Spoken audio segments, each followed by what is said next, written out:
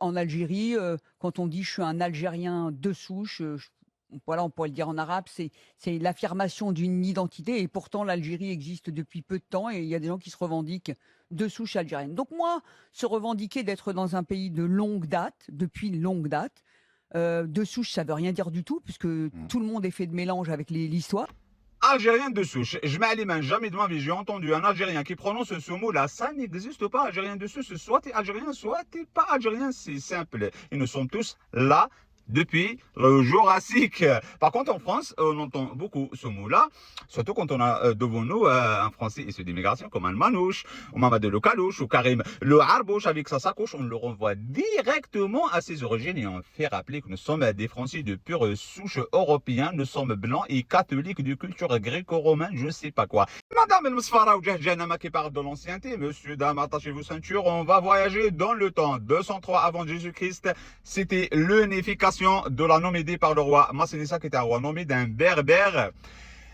Et la Nomédie qui correspond à l'Algérie d'aujourd'hui. 200 ans avant Jésus-Christ, il faut attendre un siècle et demi pour voir le premier chef des Gaulois. Parce que selon le récit officiel, les Gaulois, c'est les ancêtres des Français. On va voir s'il y a une continuité ou pas. Moi, quand je parle de Massinissa et des Nomides, les Berbères, ils sont toujours là. Ok. Et la langue berbère existe toujours. D'ailleurs, c'est une langue officielle en Algérie avec l'arabe. Par contre, le gaulois, ces langues celtes-là, salam alaikum.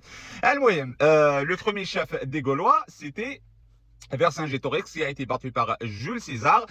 Et là, on rentre dans l'ère des Romains pendant 5 siècles. Et après les Romains, c'était pas le retour des Gaulois, non, c'était l'ère des Mérovingiens pendant 2 siècles. Et les Carolingiens, pareil.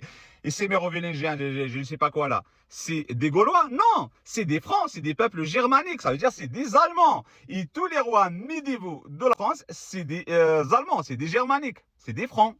Donc c'est pas des Gaulois. Donc quand tu me dis aujourd'hui je suis une ancienne nation, c'est un peu compliqué. Hein. Et même après la révolution de Robespierre, tu vois, les Napoléon, il est d'origine corse, et la Corse c'était pas la France, et l'Alsace-Lorraine c'était l'Allemagne, et puis c'est la France, et puis la Bretagne c'était pour les Anglais, puis pour les Français, c'est tchouka, tchouka, tchouka, tchouka. Et tu viens aujourd'hui me dire que on commence à compter l'histoire de l'Algérie après l'indépendance vis-à-vis de la France, bah on fait pareil pour la France alors.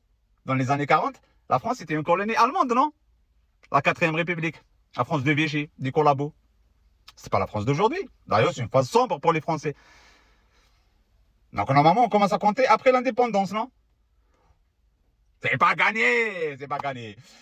Et 200 ans avant Jésus-Christ, il faut attendre 21 siècles pour qu'un arriviste comme Eric Zemmour, qu'il débarque en France dans les années 50,